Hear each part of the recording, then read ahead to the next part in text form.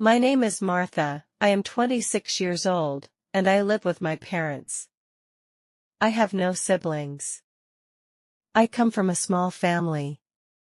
My father worked as a taxi driver, and my mother stayed at home. We didn't have much money, but we were happy. My parents always told me to study hard so I could build a better life. I got my first job in a company. It was not a big job, but I was proud. That was the time when I met Chester. He was one of my coworkers. He was older than me, around 29. He was tall, smart, and handsome. He made me laugh, helped me at work, and treated me special. At first, I was careful. My mother always told me, "Martha, don't trust people too quickly." But Chester was patient. He never forced me, he just stayed close until my heart opened for him. Slowly, I began to trust him. After 2 months, we started dating. I felt like the luckiest girl in the world. I remember one evening we were walking in the park. He held my hand and said, "Martha, I will always protect you. I will never hurt you." His words melted my heart. I believed him. I believed every promise. But promises are very hard to keep.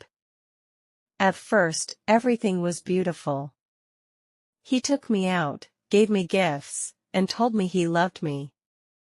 I started to dream of a future with him. I imagined us getting married one day. But soon, things began to change. He became controlling.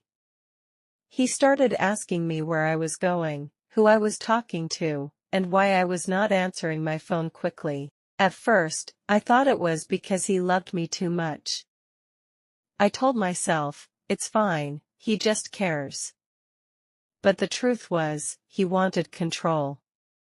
One evening, I went out with my college friends. I came home and found Chester waiting near my door. He looked angry. He asked me, "Why didn't you answer my call?" I said I was with friends, but he shouted at me.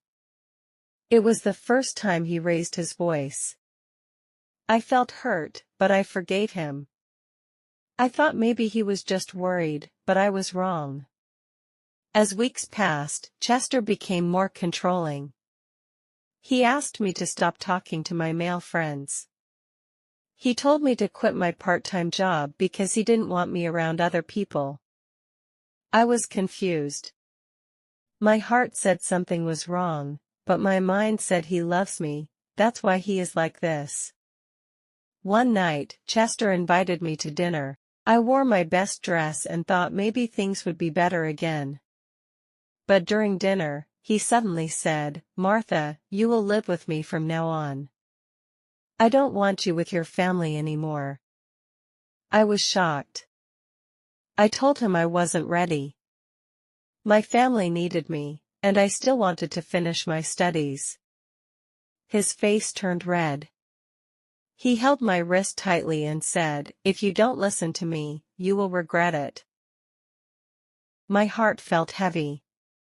I could not believe what I just heard. My eyes were full of tears. My mother noticed my red eyes and asked, "What happened, Martha?" But I couldn't tell her the truth. I thought maybe I had done something wrong to make Chester angry, so I said nothing. But Chester's anger kept growing. He went everywhere with me. He shouted at me in front of my friends. He sent me hundreds of messages when I didn't reply quickly. I felt trapped. I wanted to leave him, but my heart was weak. I loved him. Or maybe, I loved the idea of who I thought he was. Every time I tried to walk away, he cried and said, "I can't live without you, Martha. Please don't leave me." And so, I stayed. One night, Chester came to my house drunk. He knocked on the door loudly until my father opened it. Chester shouted, "Martha is mine." She belongs to me. My father pushed him away, and Chester hit him. I screamed. My neighbors came running, and finally, Chester left. But that night, I saw my father bleeding because of me. My heart broke. I realized Chester was not love. He was poison.